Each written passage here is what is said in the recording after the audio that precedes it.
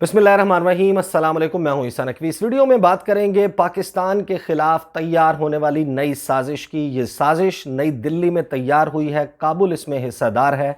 4 अहम किरदार इसके अब तक सामने आ चुके हैं। बैक एंड पर नरेंद्र मोदी मौजूद हैं, भारतीय रियासत मौजूद है और उनकी हिंदुत्व आइडियोलॉजी और साथ ही खित्ते में खुद को चौधरी तस्वुर करना के तमाम ममालिक उनकी अतात गुजारी भारत की तरफ होनी चाहिए। भारत की आपको मालूम है कि इस वक्त जो इन्वेस्टमेंट थी अफ़गानिस्तान में वो ज़ाया होने जा रही है। 20 साल तक वो अफ़गानिस्तान में उन फोर्सेस पर सरमायाकारी करते रहे जो एंटी तालिबान थी और एंटी पाकिस्तान थी। पाकिस्तान के ख़िलाफ़ एक मौक़िफ़ रहा। अब अमेरिका के सदर जो बाइडन ने यह ऐलान कर दिया कि अमेरिकी अफ़वाज वो जा रही हैं अफ़गानिस्तान छोड़कर। 11 सितंबर तक तमाम गैर मुल्की अफ़वाज अफ़गानिस्तान से निकल जाएंगी। अब इस सारे सिनेरियो में तालिबान के साथ क्योंकि डील हुई है, तालिबान को एक मेजर पावर शेयरिंग का रोल जो है वो दिया जाएगा।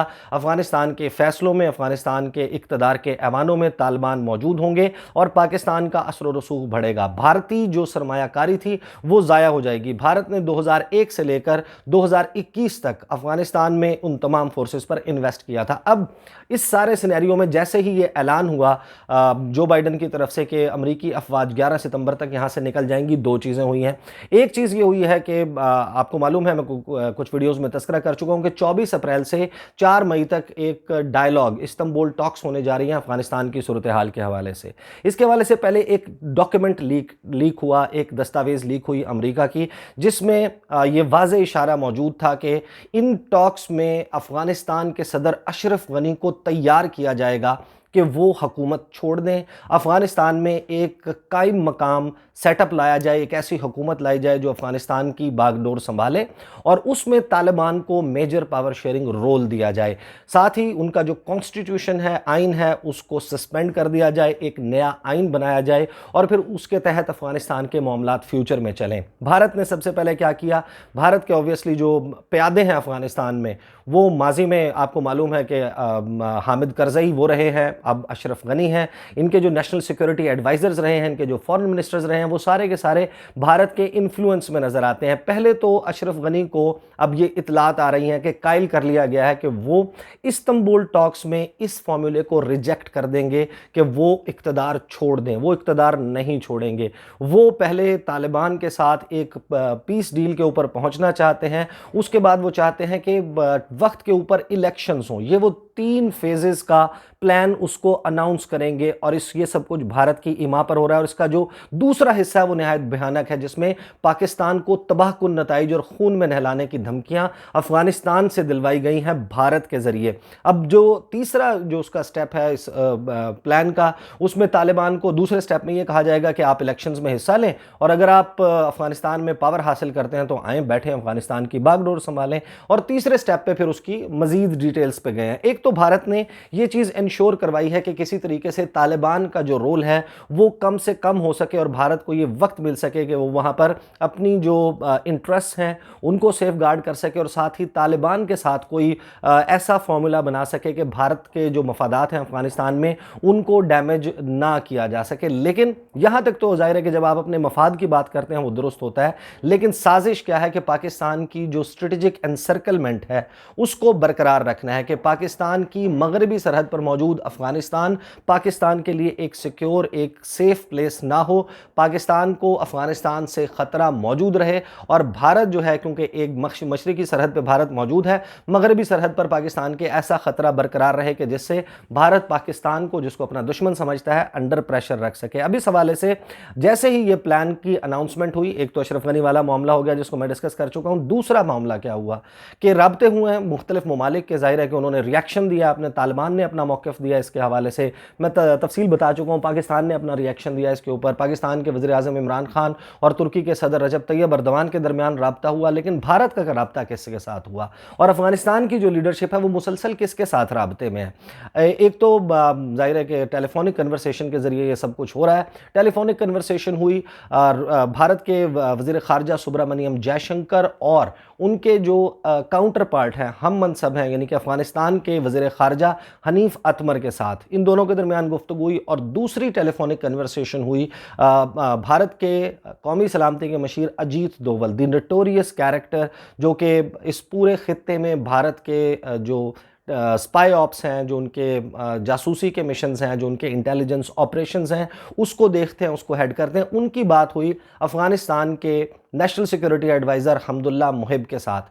اور اس کی جو تفصیل ہے، جو پریس ریلیز میں شامل ہے، وہ پریس ریلیز میں آپ کو واجبی سی نظر آتی ہے. جیسے یہ کہا جاتا ہے کہ افغان امن عمل کے حوالے سے بات کی گئی، بھارت کے کردار کے حوالے سے بات کی گئی اور آگے بڑھنے کی بات کی گئی. لیکن کوئنسائیڈ کیا، ایک ایونٹ ہوا نئی دلی میں. ایونٹ کروایا گیا آبزرور ریسرچ فاؤنڈیشن. یہ ایک تھنک ٹینک ہے دلی میں، اور بھارت کی جو سرکاری پالیسی ہے اس کے اوپر بات کرتا ہے، اپنے ریسرچ پیپرز جاری کرتا ہے. مجھے یاد ہے، مجھے بھی ادھر جانے کا اتفاق ہوا ہے، وہاں پر ہمارا بھی ایک انٹریکشن تھا جس کو میں نے اٹینڈ کیا تھا. بہرحال اس تھنک ٹینک نے آرگنائز کیا رائے سینا ڈائیلاگ.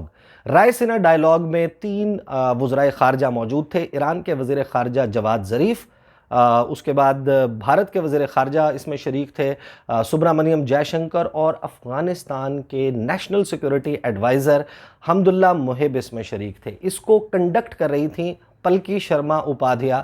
یہ ویون چینل ہے انگریزی کا ایک بھارت کا، اس کے اوپر گراویٹاس کے نام سے پروگرام کرتی ہیں. اس ڈائیلاگ کے جو تفصیل ہے، اس کے جو حصے ہیں جو میں آپ کے سامنے رکھنے لگا ہوں، یہ ان کے ویون کے چینل پر بھی اویلیبل ہیں، آپ جا کر اس کو چیک کر سکتے ہیں. اب جو گفتگو وہاں پر کی گئی، جے شنکر نے کیا بات کی، وہ میں آپ کو بتاتا ہوں. اور پھر جو حمداللہ محب ہے، انہوں نے کیا اشارہ دیا، پاکستان کو کن الفاظ میں دھمکی دی، ایگزیکٹلی کیا ہونے جا رہا ہے وہ اس کی عکاس ہے. اب رائے سینا ڈائیلاگ میں آتے ہی، اپنی گفتگو کا آغاز کرتے ہی حمداللہ محب کہتے ہیں کہ as we prepare for this forum this forum couldn't have come at a right time. I spoke to Ajit Doval this morning. We discussed what should be done. کہ یہ طے کیا ہے ہم نے کہ اب کرنا کیا ہے اس سارے معاملے میں، یہ جو صورتحال ہو رہی ہے امریکہ کے جانے کے بعد. جے شنکر نے جو ہے وہ اپنی بھارت کی انویسٹمنٹس کے حوالے سے بتایا.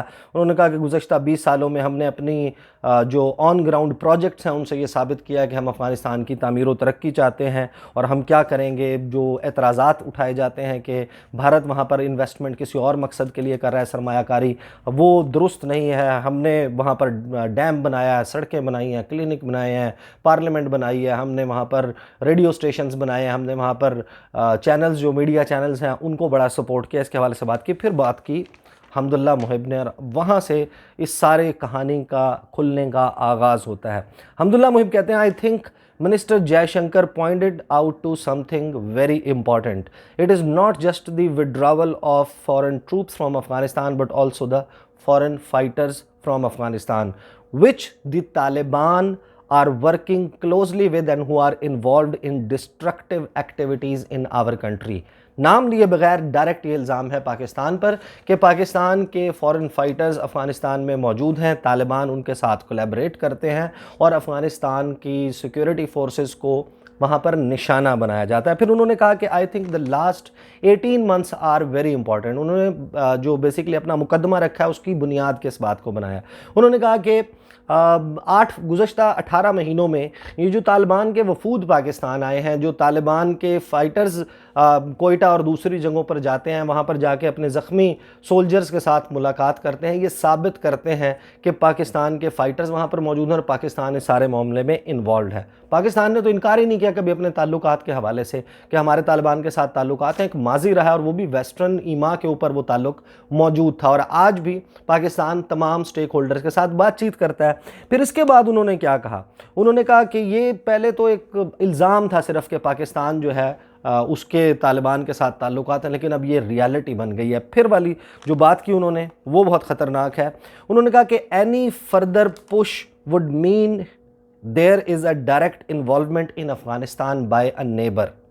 کہ اب یہ حالات ہلکا سا بھی خراب ہوتے ہیں تو یہ واضح ثبوت ہوگا کہ ہمارا ہمسایہ ملک افغانستان کے حالات میں، افغانستان کی صورتحال میں انوالوڈ ہے، which could be very dangerous, جو ہمارے ہمسائے کے لیے بہت ہی خطرناک ہو سکتا ہے. The nationalistic forces in Afghanistan are very upset and angry over this. کہ جو نیشنلسٹک، جو قوم پرست قوتیں ہیں افغانستان میں، وہ بہت زیادہ غصے میں ہے پاکستان کے اس کردار پہ اور بہت زیادہ اپسیٹ ہیں اس معاملے پر. پھر انہوں نے کہا کہ if this limit is past کہ اگر پاکستان نے اپنی حدود کراس کی, I think there would be huge problems for the said neighbour in their country by all Afghans who are there and from within Afghanistan. یہ واضح دھمکی ہے پاکستان کو. انہوں نے کہا کہ اگر اب کچھ بھی ہوتا ہے, چاہے وہ ظاہر ہے کہ پوری دنیا میں جو سائے آپس ہیں وہ کس طریقے سے چلتے ہیں, جو اسپائی آپریشنز چلتے ہیں وہ کیسے ہوتے ہیں, بھارت بھی کچھ کروا دے, الزام لگائیں پاکستان پر. اور کہا کیا ہے کہ پھر اس صورت میں جتنے افغانی پاکستان میں افغان مہاجرین پناہ گزین موجود ہیں وہ پاکستان سے بدلہ لیں گے, اور جو افغانستان کی نیشنلسٹک فورسز ہیں وہ پاکستان کو اس پہ سبق سکھائیں گی.